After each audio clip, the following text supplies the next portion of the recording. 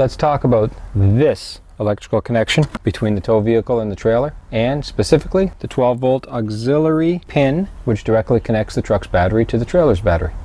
Why? Because there are times where I don't want those two batteries to directly see each other.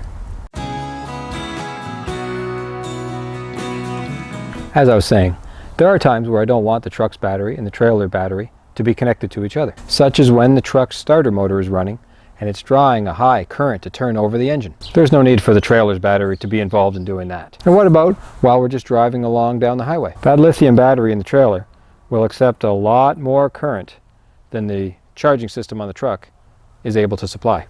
So what's my solution? Victron's line of smart, isolated DC to DC chargers. The function of this device is to isolate the truck's battery from the trailer's battery.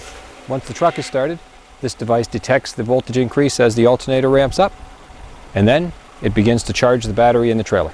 So the trailer's battery is not connected to the truck's electrical system unless the motor is running. In my case, a lithium iron phosphate battery is installed in the trailer and a lead acid battery is in my truck. So isolating them from each other is more important than it would be if both batteries were of the same style.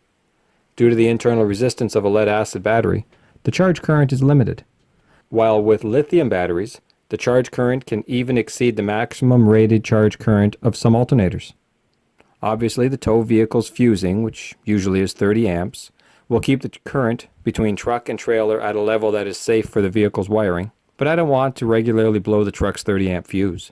Rather, I prefer to use the alternator and direct a nice 18 amp charge to my trailer's battery while we're cruising along the highway. Since our trailer's battery bank is made up of a single 100 amp hour battery, we can take it from a fully discharged state to fully charged in just 5 or 6 hours of driving. Side note here, of course, I rarely take the battery down to its fully discharged state, so a full charge can be attained with just a couple hours of driving most of the time. Here we are with the unit installed in the pass-through in the trailer. Concept here is quite straightforward. We intercept the power that is coming from the truck's alternator, and we safely send a charge to the trailer's battery. Input connections to the Victron Orion come from the tow vehicle.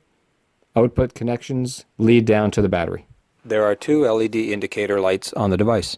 The blue indicator shows the state of Bluetooth connection to the Victron Connect smartphone app. The green LED indicates what state the charger is currently in.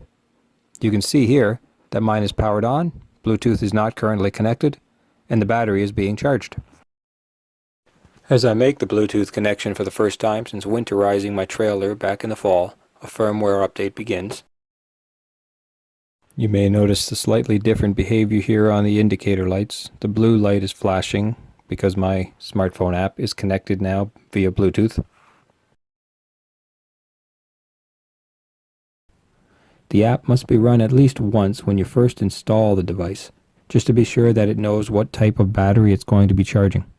After that, it really just takes care of itself, turning itself on when the tow vehicle is connected and shutting down when I disconnect my trailer from my truck.